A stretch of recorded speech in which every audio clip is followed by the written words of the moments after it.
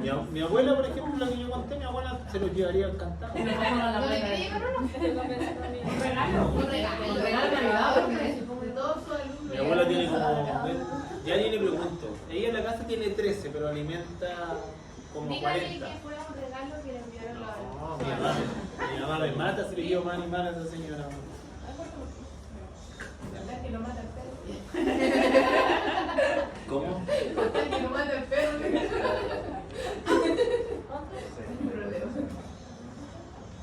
Igual la cuestión con los animales va cambiando con el tiempo, pues después le va a ir cambiando, todo lo va cambiando un poquito. Que me gustan los perros, pero prefiero los gatos. Prefiero mil veces un gato. Pero mil veces un gato. Son bonitos. Inevitablemente son besos, pero hay que estar enseñándole todo. Y mi lápiz. El gato no se le enseña nada. Ya, partimos el segundo bloque. Porque en el segundo bloque vamos a ver cómo se regula esto y vamos a ver las hormonas que participan de esto. Si yo no logro terminar, pucha, 12:30, yo los dejo en libertad, prefiero que se vayan a estudiar a que estén aquí como zombies mirándome pero no escuchando nada, no entendiendo nada, porque lo único que quieren es irse a estudiar. ¿Ya?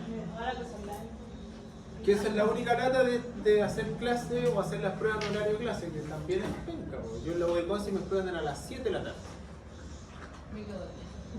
7 de la tarde y después a carretear después de cada prueba. Extraordinario, extraordinario era eso.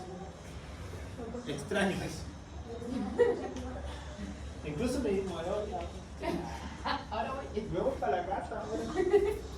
Entonces, bueno, nosotros suena lo que yo expliqué en el horario anterior a lo siguiente. La nefrona con sus distintos componentes tiene diferentes funciones, pero obviamente esta capacidad de la nefrona de hacer estas tres etapas, que la vuelva a notar acá, que recuerden que la nefrona tiene tres funciones, que es filtrar, reabsorber y secretar. Las tres funciones que cumple esta nefrona, que es filtración, que la hace el glomérulo, reabsorción, que la hacen todos los túbulos, y secreción, que la hace el túbulo contorneado distal terminal y el túbulo colector. Creo que trataré de explicarle lo más sencillo posible en el grupo anterior, se habrá entendido cómo interpreto a grandes rasgos un urianálisis. Pero este funcionalidad renal alguien la tiene que regular. Entonces ahora lo que voy a pasar son los mecanismos que regulan la función de la nefrona o mecanismos regulatorios. Para explicar esto quiero que se entienda lo siguiente. ¿Cómo sabe el riñón si ahora debe filtrar más? ¿O cómo sabe el riñón si ahora debe filtrar menos? ¿O cómo sabe si debe reabsorber más? ¿Cómo sabe si debe reabsorber menos? ¿Cómo sabe si tiene que secretar más? ¿Cómo sabe si secretar menos? ¿Cómo él lo regula? Porque a lo mejor el sistema en algún momento, para que se me entiendan palabras en español, el sistema dice, hoy estoy filtrando demasiado, paremos la filtración. Oye, ¿sabes qué? Necesito aumentar la tasa de filtración glomerular. ¿Cómo se regula eso? Son tres mecanismos. ¿Cuáles son los tres mecanismos? Están los tres anotados, no en esta diapo. El primero se llama mecanismo miogénico. Primero, mecanismo miogénico. Segundo, feedback túbulo glomerular.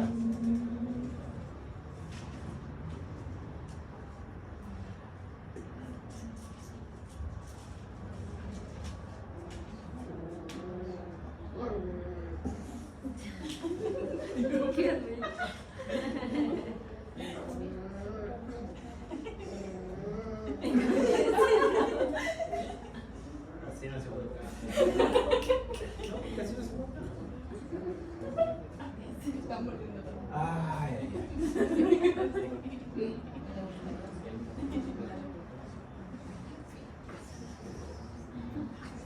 Ya, ahí están los tres.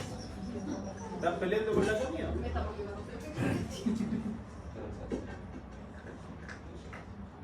Pero son feitos, sí. Los cachorros más bonitos son como feitos, ¿cierto? ¿Sabes qué creen que mira bien? No, feitos.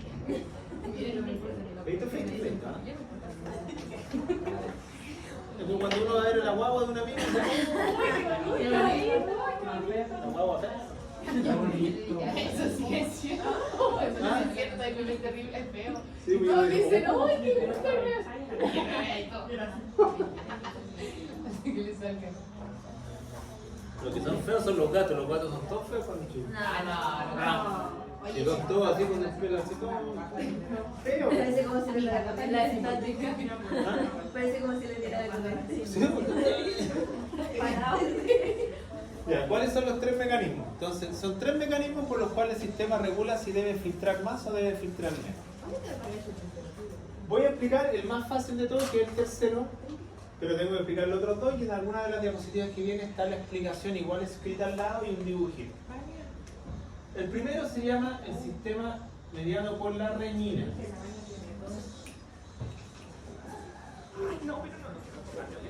La renina es una hormona,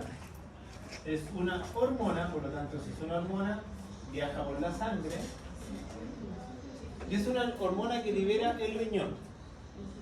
Esta hormona se libera específicamente en una estructura que se llama aparato yuxtaglomerular.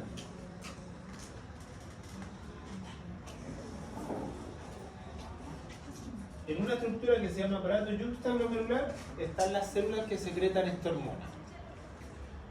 Como es una hormona, esta hormona necesita una señal.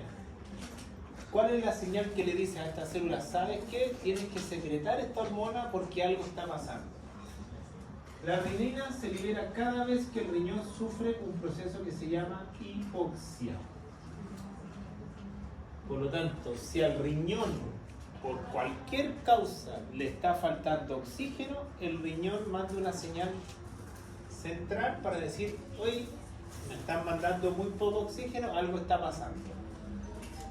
Y cuando ocurre esto, este sistema renina estimula un eje, que este eje yo no sé si lo pasaron o no, creo que no, que se llama eje renina. ¿Qué empezó? Ay, paró de gritar. No sé si han escuchado alguna vez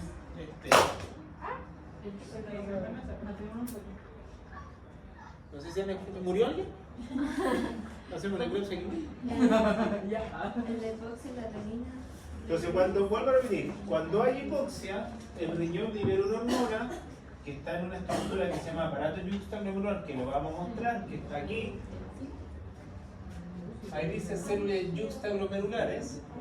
Y esta hormona lo que libera, estimula este eje que se llama eje renina, angiotensina, aldosterona.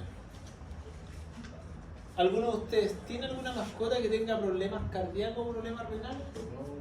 ¿No? ¿Algún familiar que tenga problemas cardíacos o problemas renales? Sí. ¿Sí? Ya. Entonces, este eje continuamente en una persona cardíaca está estimulado porque como el corazón tiene problemas, le está transportando probablemente poco oxígeno al riñón. Por lo tanto, el riñón manda una señal porque él quiere seguir funcionando. ¿Qué es lo que hace este eje como respuesta? Esta hormona lo que hace es reabsorción de agua y sodio.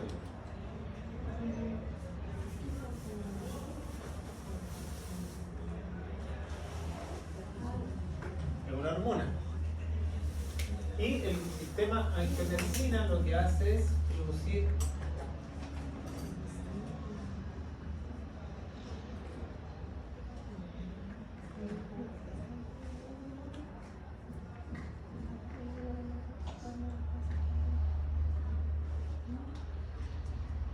y lo explico a continuación. Entonces, pensemos lo siguiente para que ustedes me entiendan.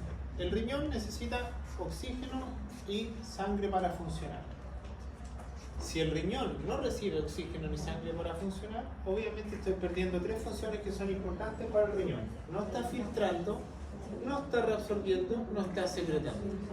Por lo tanto, el riñón dice, me está faltando poco, me está llegando poco oxígeno, libero una hormona, y la hormona lo que trata de hacer es compensar esa hipoxia generando estructuras para estar mejor preparados para. Por lo tanto, ¿qué es lo que hace el sistema? es un eje que nosotros lo vamos a ver en fisiopatología cuando veamos enfermedad renal el próximo año. Pero este eje se le llama renina porque es la hormona inductora inicial. La renina estimula a otra estructura que se llama angiotensina, que está en el pulmón y que también la sintetiza el hígado. Y una hormona que se llama aldosterona, que está en la glándula suprarrenal, que está una glándula que está sobre el riñón, que tiene que haber sido basada en anatomía. Una pequeña glandulita que está sobre el riñón, que se llama suprarrenal. Como consecuencia de este eje, miren lo que se ocurre como consecuencia. El riñón, ¿qué es lo que hace? Empieza a reabsorber agua y sodio. ¿Qué pasa si yo recupero agua? Obviamente recupero volemia. ¿Y qué pasa si yo recupero sodio? ¿Qué va a pasar si yo recupero sodio? Voy a poder hacer bien mi depolarización de membrana, voy a poder hacer un buen transportador con glucosa y con aminoácidos, y esto se reabsorbe a nivel del túbulo colector. Esta función la hace en el túbulo colector. Absorción de agua. ¿Y qué pasa acá arriba? Dice vasoconstricción periférica. ¿Qué se entiende por vasoconstricción periférica si ustedes tienen ahora la prueba cardíaca con una horita más? ¿Qué es vasocontraer? ¿Qué hace la arteriola? Se condensa, aumenta la resistencia, disminuye el flujo. Entonces miren lo que hace el sistema. Dice, voy a hacer una vasoconstricción periférica. ¿Qué se entiende por vasoconstricción periférica? Le voy a aportar menos sangre a las partes periféricas para tratar de aportarle más sangre al que me lo está pidiendo, que es el riñón. Por lo tanto, ¿qué le pasa a esos pacientes? Son pacientes que, si ustedes lo ven, la piel recibe menos irrigación y algunos órganos periféricos reciben menos irrigación porque necesitan asegurar una buena irrigación y oxigenación del riñón. ¿Ya? Por eso ustedes ven cuando un perro está recontra deshidratado, ustedes le tocan las manos, las patas, está congelado. Pero no es que está congelado porque él no puede regular. El sistema dice, entre darle oxígeno y irrigación a la piel, mejor aseguremos los órganos funcionales vitales importantes y aseguremos que el riñón siga filtrando, que el corazón siga latiendo, que el sistema nervioso siga pensando. ¿Y a quién le tiene que quitar sangre? A lo periférico. Y la piel es un tejido más extenso, pero no necesita irrigación. La piel, para yo tener un infarto de piel porque no me llegue irrigación, tiene que ser demasiado severo. Por eso una persona que está, vuelvo a repetir, siempre lo hago como ejemplo, una persona que se pierde en la montaña, una persona que... ¿Por qué muere? Por hipotermia, pero esa hipotermia muere porque al no darle irrigación a la piel tiene la grasa es la que genera el calor. Sí, por eso, entre más grasa tiene uno, más termogénico es. ¿Ya? ¿Se entendió el primer mecanismo? Entonces, vuelvo a repetir, el primer mecanismo se libera, y ustedes dirán, pero ¿cómo está regulando eso? ¿Qué es lo que hace este mecanismo? Trata de asegurar que hay una buena filtración o mejorar la irrigación del riñón y además trata de recuperar sodio y agua. Se llama renina, angiotensina, aldosterona.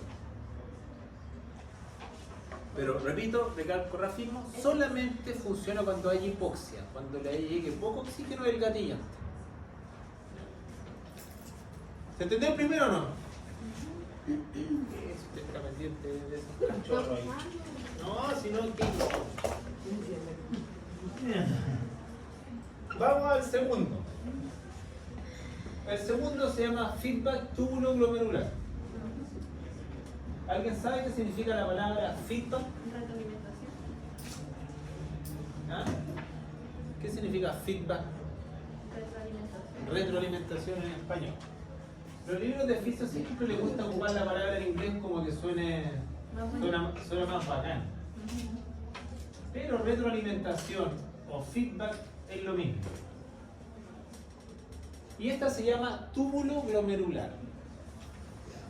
Por lo tanto me dice que es un mecanismo ya del riñón dentro del sistema tubular y este está anotado aquí.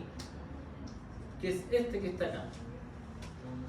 Este feedback túbulo glomerular ocurre en el túbulo contorneado distal, y el túbulo contorneado distal tiene unas células que forman parte de una estructura que se llama mácula tensa. La voy a mostrar en la diapositiva para que quede claro. No sé si alcanzan a ver aquí que dice, de color amarillo, dice túbulo distal, y acá dice una estructura mácula densa. ¿Se ve en la diapositiva, cierto? Acá está el glomérulo, acá la arteriola aferente, la arteriola deferente y el túbulo contorneado que aparece, que es este, porque ustedes dirán, pero túbulo contorneado distal, pues profe. Miren el dibujito de este glomérulo, por eso los glomérulos los dibujan así, pues. No es que sea un invento de uno. Sigan la nefrona. Glomérulo, túbulo contorneado proximal, asa descendente de Henle, asa ascendente, túbulo contorneado distal. ¿Dónde llega el túbulo contorneado distal? Está al frente del glomérulo.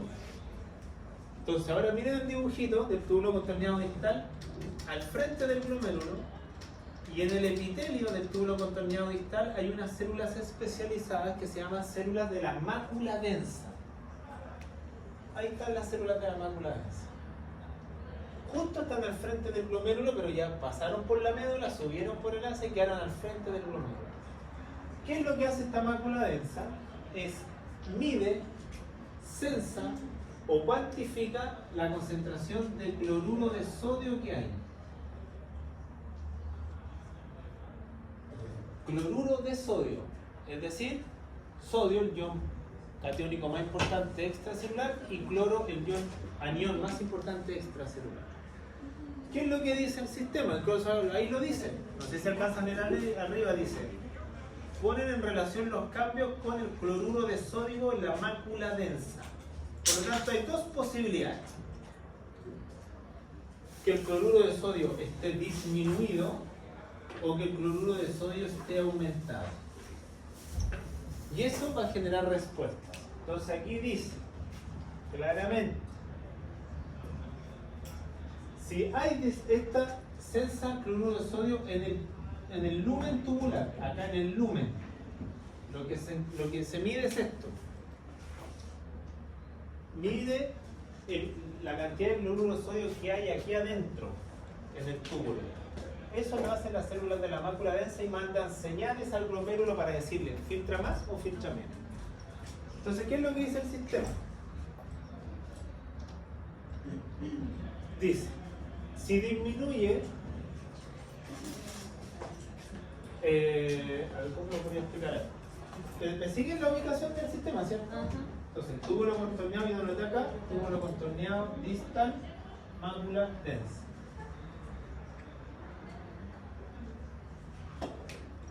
Si ustedes entienden que hay poca cantidad de cloruro de sodio o que hay exceso de cloruro de sodio, ¿cuál debiesen ser las respuestas, creen ustedes? Si hay mucho cloruro de sodio, ¿debo aumentar mi tasa de filtración glomerular o la debo disminuir? Si tengo mucho cloruro de sodio en el lumen, aunque aquí algo lo tiene que decir. Ahí está. Dice, aumenta allí la absorción de sodio y cloro disminuyendo su concentración. Ya, porque lo que yo creo que ustedes entienden es que, mira, ahí está el glomérulo, ahí está la mácula densa. Esa es la célula mácula densa. Acá está el cloruro de sodio y estas células censan cuánto hay acá. Entonces, cuando hay mucho cloruro de sodio, es decir, muchas sales, ¿qué pasa con el agua? ¿Qué entienden ustedes con el agua? Si hay mucho cloruro de sodio, ¿se está filtrando? ¿Se está reabsorbiendo mucho o poco? Si hay mucho cloruro de sodio en el lumen, ¿se está reabsorbiendo poco? Por lo tanto, si se está reabsorbiendo poco, ¿qué tendría que hacer yo como respuesta? ¿Aumentar o disminuir mi filtración glomerular? ¿Seguir filtrando más o no seguir filtrando más? ¿Ah? Repito, acá lo que hace el sistema es esto. Estas son las células de la mácula densa y acá hay sodio y cloro. Entonces, estas células lo que hacen es medir cuánto de esto hay disuelto en el lumen. Porque si yo voy al túbulo contorneado distal, miren el túbulo contorneado distal que vimos delante, miren el sodio con el cloro. ¿Qué pasa con el sodio y el cloro en el túbulo contorneado distal? ¿Dónde está el distal? Acá. Mira el sodio y el cloro. ¿Qué es lo que se hace ahí? ¿Se secreta o se reabsorbe? ¿Se secreta o se reabsorbe? Esto es secreción, esto es reabsorción. ¿Sí? Entonces, el sistema lo que hace acá es censar cuánto de esto se está reabsorbiendo. Por lo tanto, como dice la diapositiva más adelante, no sé si lo dice así, déjenme ver aquí si lo muestra de la siguiente manera. Ok, me fui por otro lado. Sería este que está acá.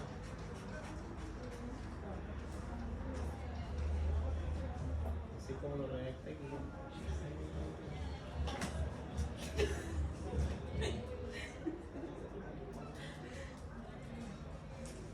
Entonces, esto, feedback, lo que hace, dependiendo de la concentración, va a modificar la filtración glomerular. Es decir, si dice filtración glomerular, va a modificar solamente el glomérulo, que es este colador. No va a modificar la reabsorción ni la secreción, solamente le va a dar una señal al glomérulo, filtra más o filtra menos. ¿Se entiende? Si yo estoy reabsorbiendo poco cloruro de sodio, ¿qué significa que debo hacer? Si hay menos cloruro de sodio reabsorbiendo, tengo que, como respuesta, aumentar la filtración glomerular.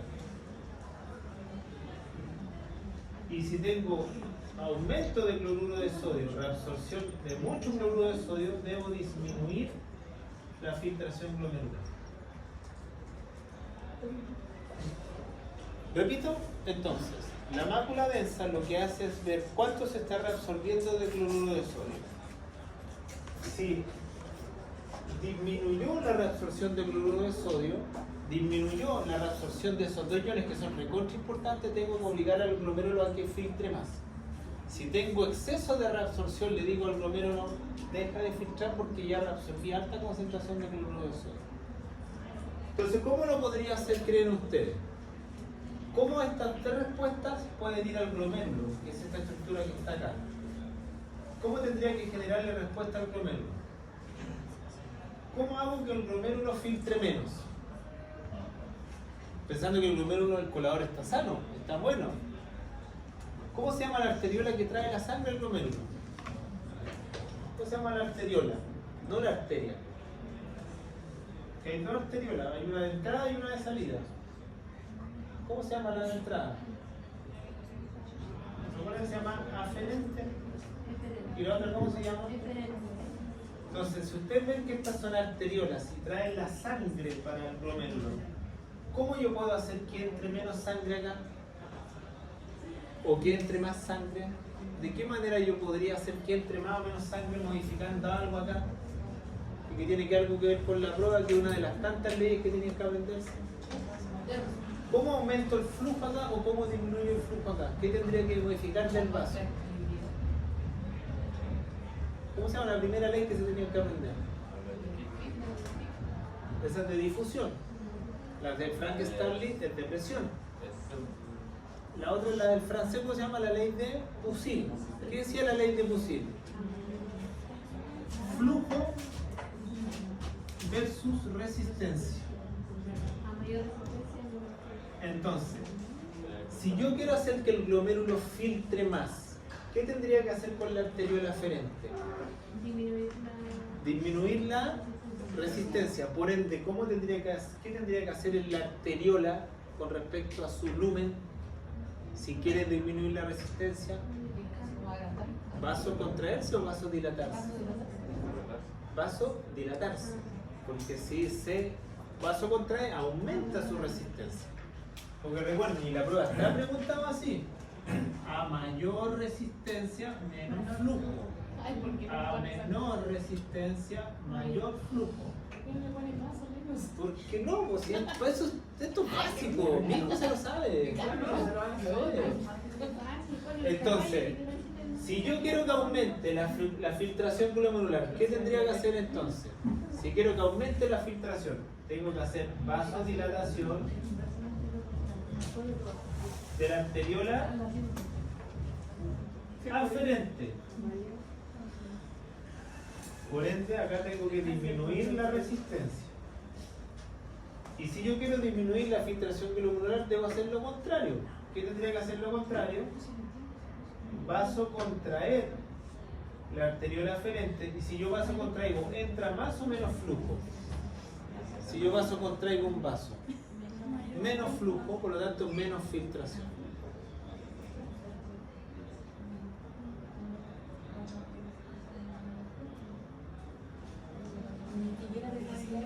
¿Se entendió? Repito. Entonces, el riñón dice, a ver cómo. Voy a explicar acá. Pongan atención. Tenemos el glomérulo, túbulo contorneado proximal, asa de Henle. No, túbulo contorneado distal, túbulo colector. Todo lo que yo rayé en la pizarra, eso es una nefrona. ¿Dónde funciona este feedback túbulo glomerular? Recién está funcionando en este sector. Recién en este sector, dentro de toda la nefrona, yo mando una señal para el sector inicial. O sea, yo censo acá, pero le mando la respuesta al glomérulo. Pero recién estoy haciéndolo acá. Por eso se llama feedback túbulo, porque se detecta en el túbulo contorneado distal y su respuesta se ocurre en el glomérulo. Por eso tiene ese nombre. Pero lo que se censa es cuánto cloruro de sodio se está reabsorbiendo. Si yo estoy reabsorbiendo muy poco cloruro de sodio, debo aumentar mi filtración. Y si estoy reabsorbiendo demasiado cloruro de sodio, debo disminuir mi filtración glomerular. Y esas son las formas que yo tengo o tiene el sistema. Me falta explicar todavía la primera. Pero el túbulo contorneado distal ayuda el proceso. Pero el problema es que yo lo hago acá, o sea, ya pasé por todo esto y todo lo que se reabsorbió acá y todo lo que se filtró acá ya fue ya. Pero puedo disminuir la tasa durante el transcurso del día. ¿Se entendió? Y todo se hace por la ley de Pusil. Y el último mecanismo se llama miogénico. Que se dice el nombre. ¿Qué significa la palabra mio? Músculo. Y génico, que tiene su origen en el músculo. ¿Dónde hay músculo en una nefrona? No estoy hablando de qué tipo de músculo, pero ¿dónde tenemos músculos? Algunos eran las paredes, pero ¿de qué están hechos los vasos sanguíneos? ¿Qué músculo tienen? Liso. ¿Es voluntario o involuntario? Es voluntario. Como es una arteriola, puedo vasodilatarlo o vasocontraerlo. Por lo tanto, el mecanismo miogénico está al inicio del sistema y este mecanismo miogénico lo que puede hacer es jugar con la vasodilatación o jugar con la vasoconstricción.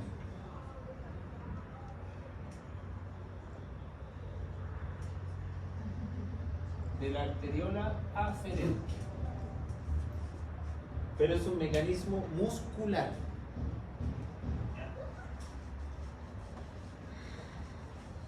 Entonces, ¿qué es lo que se piensa la mayoría de gente o qué es lo que piensa la mayoría de sectores con respecto a este sistema? Que este mecanismo miogénico, ¿de qué depende? Depende de esto.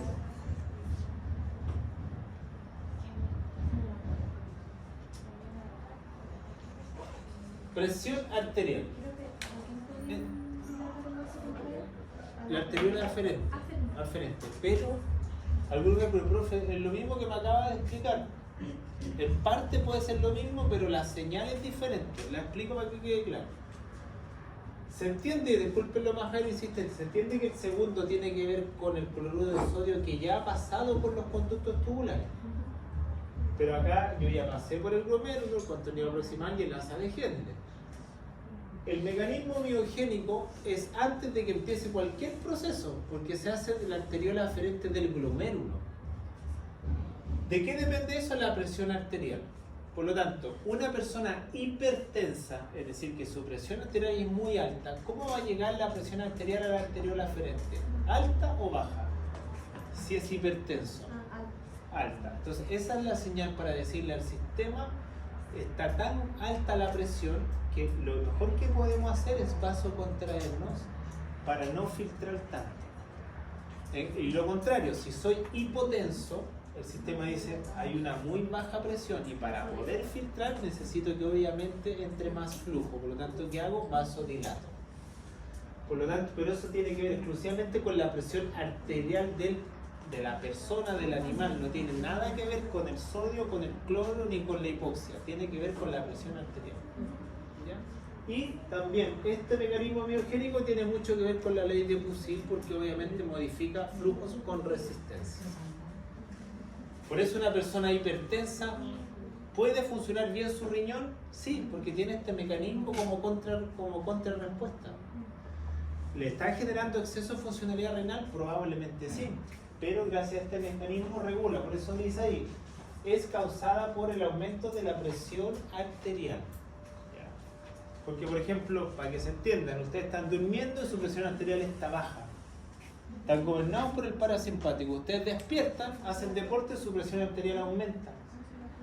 ¿Y cómo hace el riñón entonces para decir, oye, filtro igual durante todo el día? No, pues. Depende de cómo está la presión arterial, el músculo me va a vasodilatar o vasocontrar. Y así yo voy regulando que mi filtración se mantenga dentro de los límites normales, por más que las presiones estén cambiando durante todo el día. Porque si no, piénsenlo de mi parte, yo que estoy hablando ahora parado, me estoy moviendo, a lo mejor puedo tener la presión un poquitito más alta que ustedes, pero mi riñón dice, chuta, se superó un cierto valor, disminuyamos la presión, bajemos el flujo.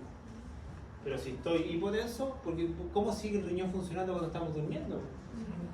¿Cómo sigue funcionando el sistema como si nada se pasase en forma involuntaria? Y esos son los tres mecanismos que nosotros tenemos. Repito, responder frente a una hipoxia, responder a cómo está la resorción de cloruro de sodio y responder ante cambios de presión arterial. Y así el riñón regula su funcionamiento. Por eso estos tres mecanismos, aunque suene bien ególatra, se les llama mecanismos autorregulatorios del riñón. Se les llama mecanismos autorregulatorios porque son propios a los tres, porque son propios del riñón. Mecanismos que el riñón puede regular su propio funcionamiento. O sea, el riñón no es que sea un cerebro aparte, pero él puede regular por sí solo su funcionamiento. Y ahí están los tres mecanismos, incluso lo anotado en la pizarra aquí dice claramente autorregulación. Son independientes de otros factores. Él solo gobierna su funcionamiento. ¿Duda, consulta? ¿Borro no? Algunos ya están en la estratosfera. Esto si no se lo aprenden, ya tienen como dos o tres preguntas malas ya. Flujo con resistencia, la ley de Poussin. Yo les dije que tienen que aprender las tres leyes. Si no se aprenden las tres leyes, no hay nada. A ver, ¿qué duda? Paloma, aprende de la sigla de mayor a. ¿Qué duda tiene? Y después sí, menor a. ¿En el fin hay una fusión o no? Sí, las tres leyes, para que pongan atención. Un resumen de las tres leyes para que pongan atención y para que les sirva. Tenemos tres leyes que no tienen nada que ver con esta cuestión. Tenemos la ley del señor Poussin, no sé si se explica así o no. Tenemos la ley del señor Starling. Y tenemos la ley del señor Fick. Esas son las tres leyes cardiovasculares que son esenciales y básicas y que son de los años 1800 y todavía se ocupan y todavía son válidas. Como son ley, una ley, claro, en medicina legal, una ley es una cuestión que no tiene otra interpretación que una sola cosa. La ley es ley, como dicen. Acá la ley obviamente tiene factores que hacen que se modifique. La ley de Poussin tiene que ver exclusivamente con dos conceptos. Uno se llama resistencia y el otro se llama flujo. Y esta ley juega su rol muy importante en las arteriolas, es decir, en los vasos que son los vasos musculares. Porque ahí es donde yo puedo modificar calibres. La ley de Starling ocurre en cualquier vaso sanguíneo, da lo mismo cual sea, pero donde juega un rol más importante, la ley de Starling y la ley de Fick, ambas, donde juegan un rol más importante son en los lugares de intercambio, por lo tanto principalmente en los vasos más chiquititos que son los capilares. ¿Qué tiene que ver la ley de Starling? Tiene que ver con dos presiones. Una presión que favorezca que todo salga hacia afuera, que se llama hidrostática, y otra presión que hace que todo se mantenga hacia adentro, que se llama oncótica. estas dos presiones no pueden estar en equilibrio cero, tiene que haber alguna pequeña diferencia. Pero existe la posibilidad en patologías, no en animales sanos, que aumente demasiado esa o disminuya mucho esa y va a generar diferencia. Esta presión hidrostática no es otra cosa que la presión arterial, y la presión osmótica son las presiones que hacen las proteínas en el plasma. ¿Esas tenían que tener una diferencia de 1 milímetro de mercurio? Estas tienen que tener en condiciones normales una diferencia de 1 milímetro de mercurio para que el animal funcione de forma normal con respecto a esta ley. Y la tercera ley tiene que ver del capilar que yo tengo acá, que cualquiera que ustedes dibujen, del capilar, cómo se hace para que las cosas que están en el capilar salgan y alimenten a una célula o a un líquido intracelular. Y esta ley tiene que ver con algo que se llama cómo hacen las cosas para hacer difusión, para salir del capilar y llegar a la célula. Y esa ley tiene varios factores, tanto la liposolubilidad, la carga, el tamaño, el grosor del capilar, a cuánta distancia está el capilar, y esa es la ley de Fick. Pero la ley de Fick no va a funcionar si no hay diferencias de presiones de Stirling, porque si no, nada va a salir. Si esta es cero, por más que se cumpla todo esto, no va a ocurrir. ¿Se entendió? Y esta lo único que hace es decir que modificar esto, lo anterior, lo que se hace es modificar algo que se llama calibre. A mayor calibre del vaso, menos resistencia me opongo, menos oposición opongo, por lo tanto pasa más sangre. En cambio, si yo opongo mucha resistencia, va a pasar menos flujo. Por eso esta es inversamente proporcional los dos conceptos que están acá. Pero son las tres leyes cardiovasculares que existen. ¿Se entendieron las tres leyes? En la prueba hay preguntas de esto, sin duda que hay, porque le dije que se la tienen que aprender. Entonces va a tener que hacer una pregunta, y una pregunta es así, yo digo, si hay vasodilatación, con respecto a la vasodilatación, ¿es correcto que se aumenta la resistencia? ¿Se disminuye el flujo? Entonces así se lo estoy preguntando, pero si no lo tienen claro... Vamos, que tengo presión extra. Bueno, no sé yo. Profe, ¿y las de respiratorio? ¿Qué respiratorio? La ley. ¿Cuál ley? ¿Había leyes de respiratorio? No había ninguna. No había ninguna ley. No. Lo único que había con respecto a qué factores podían hacer que la hemoglobina se oxigene más o menos. Con el pH, el efecto Bohr, el efecto... Pero va a ser más cardíaco que... Es de las dos cosas. 35 creo que me fui... Profe, me regresó a las presiones. Multiplique 35 por 0,6. En escala real, porque yo no le voy, esta vez yo no le voy a bajar la escala 50%, es la escala que corresponde. Mira, por ejemplo, aquí tengo la prueba, aquí está, se la mandé yo, no me acuerdo si dice 30 o 35. Mándela al grupo. Ya, tiene 35, ahí está, criminal. ¿35 alternativas o de desarrollo igual? Sí, alternativa y criminal. Mándela al grupo. Criminal. Tengo que ser honesto, aquí nuevamente. ¿Está criminal? Pero criminal, para el que no estudió o el que estudió en 2 días, difícil. No podía. Yo estoy en 4 días. Ya, ojalá le vaya bien, pero tienen que leer bien, no tiene ninguna, excepto la mayoría, todos. Solamente le pregunta si modifico el calibre del vaso, ¿qué pasa con el flujo? ¿Qué pasa con la resistencia? Y tienen que aprenderse los potenciales de acción de las células cardíacas, que se lo he dicho como 100 veces. ¿Cuáles son? La potencial de acción de la célula cardíaca tienen que aprendérselo, porque es distinto el potencial de acción de una célula cardíaca común y corriente a una célula marcapaso. Ay, eso, profe, ¿puede repasar eso? No, Porfa, que no le eso no. Profe, o diga el puro número. No, pero que tiene que mirar la diapo. Hay una diapo donde sale cómo es el potencial de acción de una célula cardíaca. Y la otra El una esquelética es así, sodio y cloro. Sí, y la otra tiene el sodio, potasio. Y tiene que aprenderse en esta fase cuáles canales están abiertos, que están acá al lado, pero son distintos. Todo eso. Hay canales que ya están abiertos antes que empiece, hay canales que están cerrados.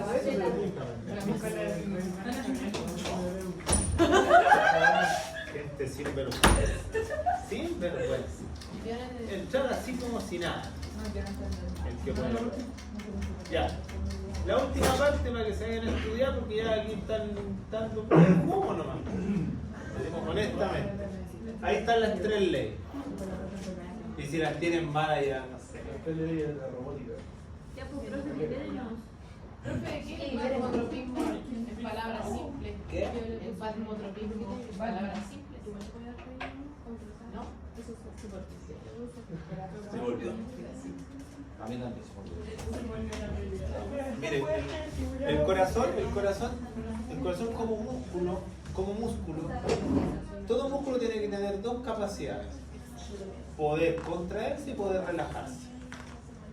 Como es un músculo, ese músculo también tiene una cierta periodicidad y eso se llama cronotropismo, una frecuencia.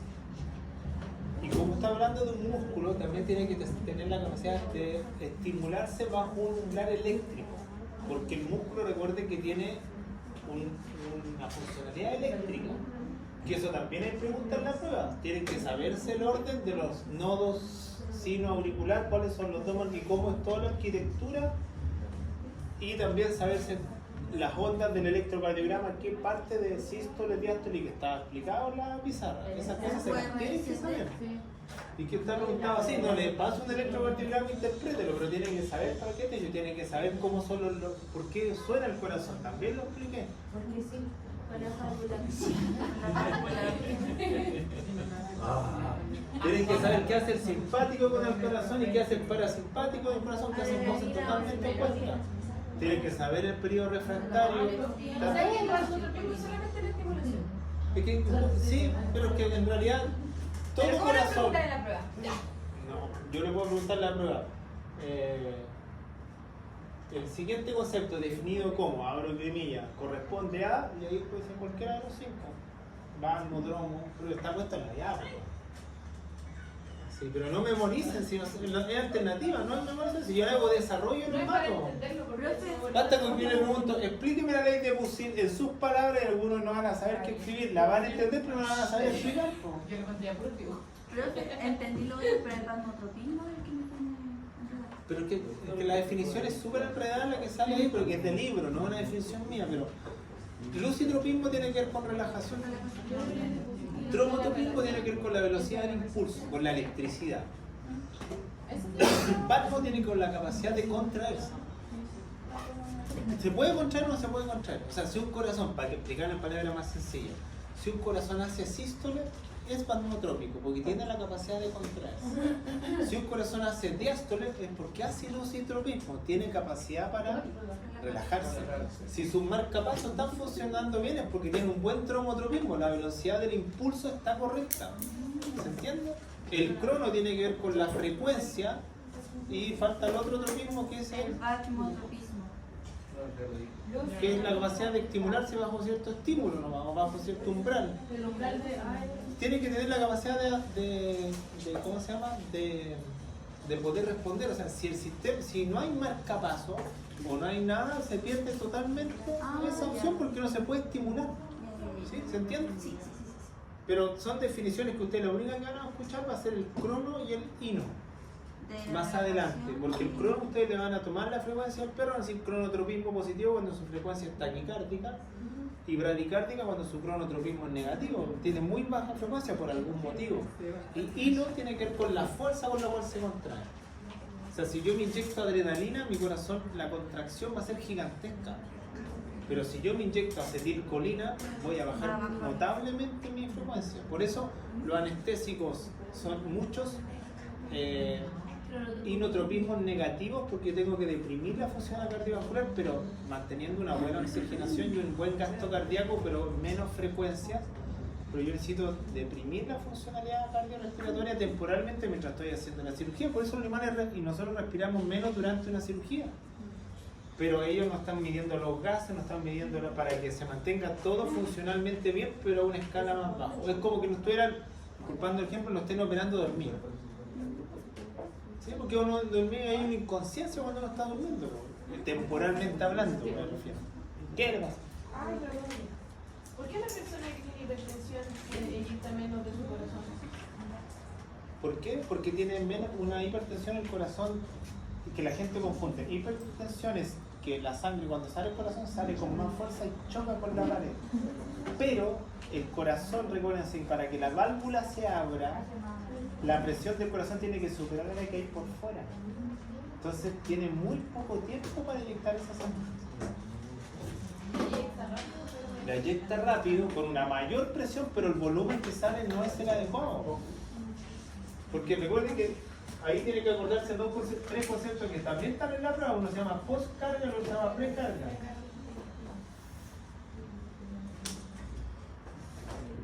Postcarga, el corazón va a abrir sus válvulas cuando el corazón internamente supere la presión que tiene la aorta por fuera. La presión de la aorta normal es 98. ¿Sí? O sea, para que usted me entienda, en un corazón normal, siente el ventrículo izquierdo y esta es la aorta. La aorta tiene presión 98, por lo tanto el corazón, ¿cuánto el izquierdo se va a abrir?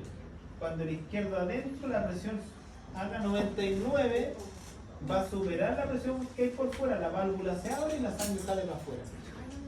Pero si una persona tiene 120 de presión, el corazón tiene que superar la presión que hay por fuera.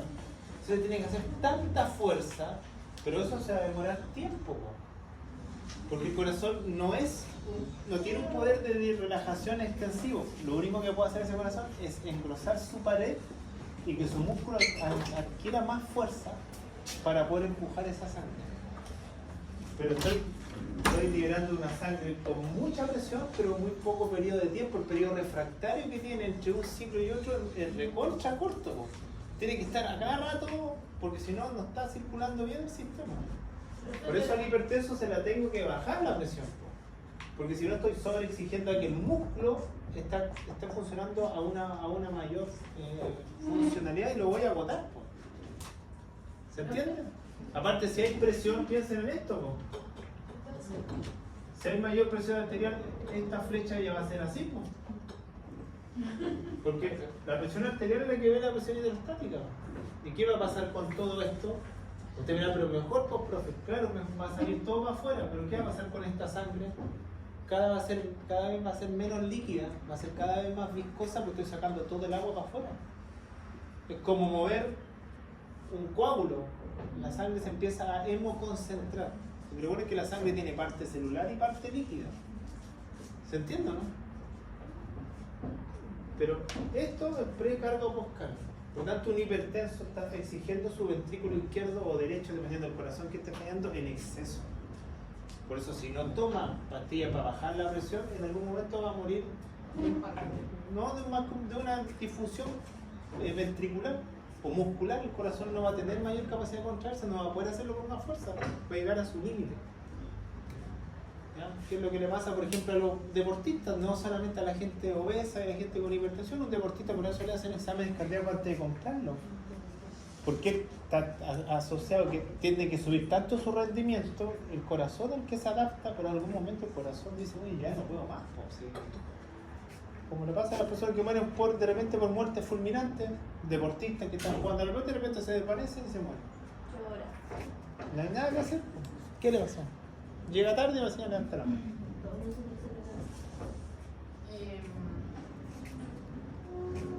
Que no entendí muy bien que era fase de llenado.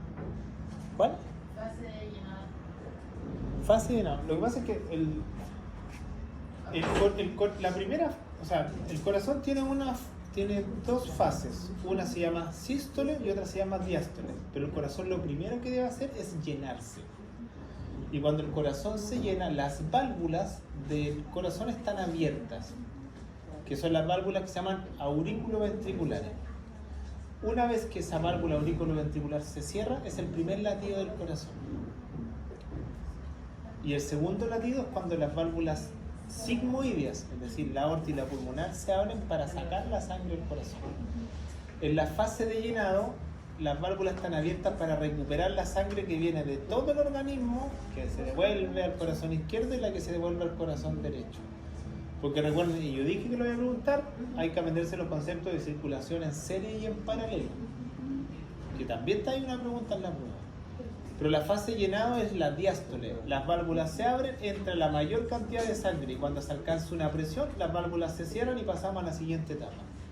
Y eso está 0,5 segundos está en llenado y 0,3 está en eyección. Profe, pero me preguntar, ¿cómo los valores?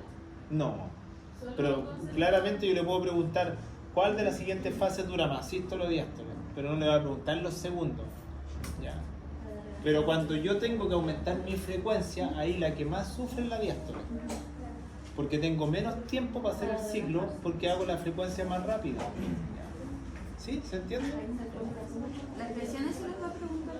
¿Cómo? Las presiones. No, o sea, tiene que saber cuál es la hidrostática o la oscótica. ¿Quién No, pero compone el esta? Pero los valores no. los valores.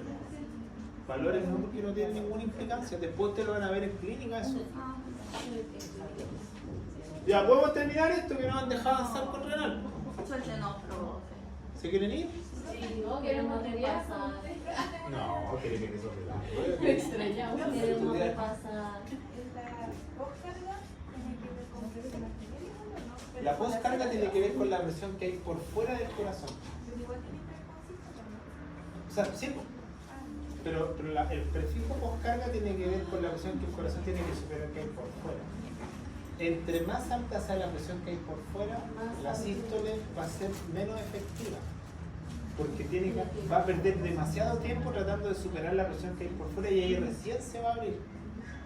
Pero claro, el sistema, ¿cómo lo compensa? Lanza una sangre con una presión gigantesca. Es como cuando, piénselo usted quiere regar una cuestión y entre regar lento, que se va a demorar una eternidad, pero va a mojar todo, usted hace así para regar rápido y terminar rápido. Eso es como está haciendo el sistema.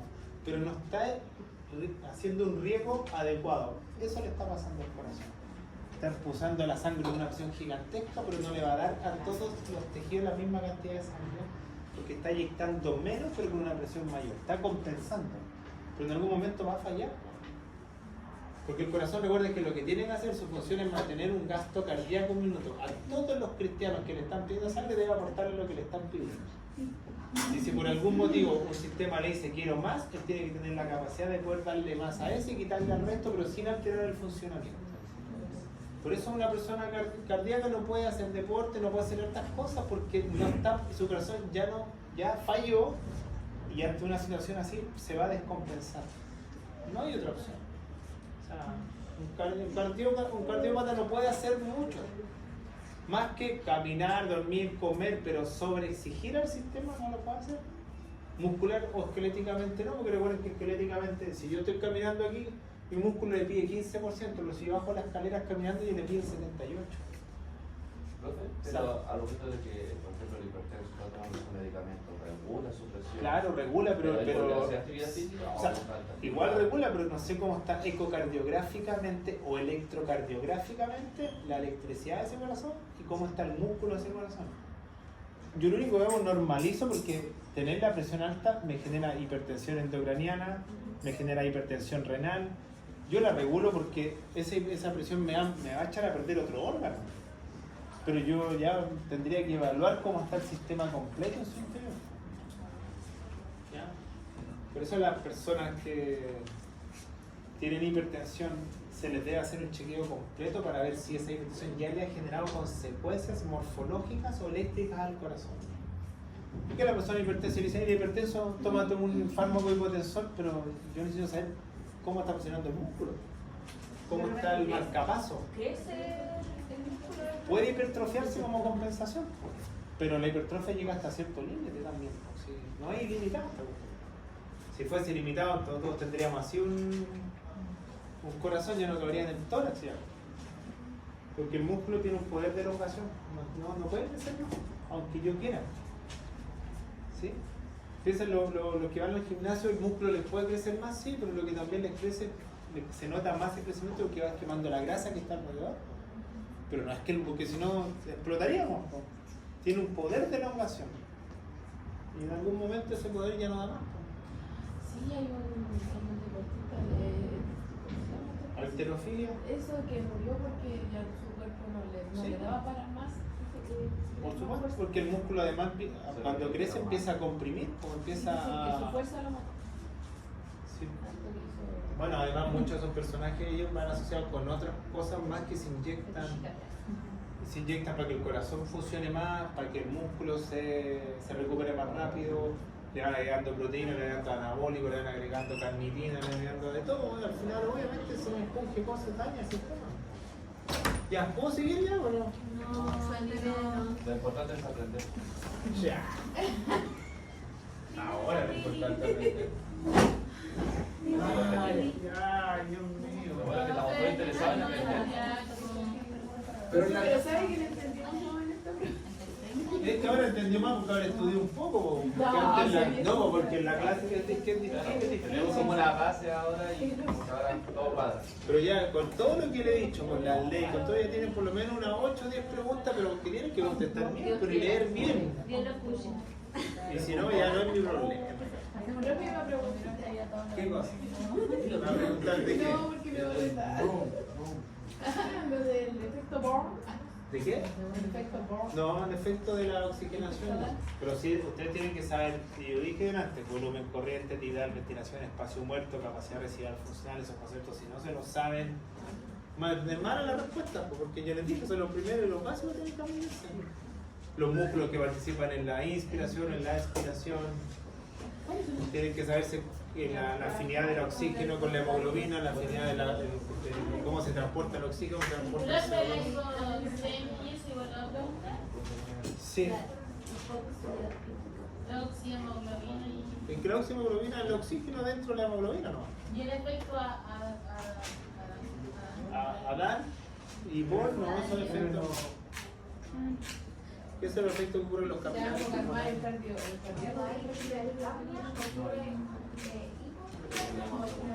La presión arterial de CO2 es inversamente proporcional a la frecuencia respiratoria. Entre más CO2 yo retenga, significa que estoy respirando menos. Entre menos CO2 yo tenga en la sangre, significa que estoy respirando más porque lo estoy botando más. Hipercapnia, hipocapnia y respiración es como lo mismo que resistencia y flujo, es inversamente proporcional. Mientras uno aumenta, el otro va a bajar. y el intercambio gaseoso, no tiene como las propiedades físicas. Ah, sí, pues eso se lo tienen que aprender. Sí. Aunque en todo caso esa parte ya viene pasado de la primera prueba, porque sabemos que hay gases que atraviesan fácilmente, sabemos que hay un gradiente de concentración, que hay una diferencia que se llama presión propulsora diferente para el oxígeno que para el CO2. Eso también. Ya, ¿se quieren ir o no? Sí. ¿Pero van a ir a estudiar? Sí. Ya, se fueron. Gracias.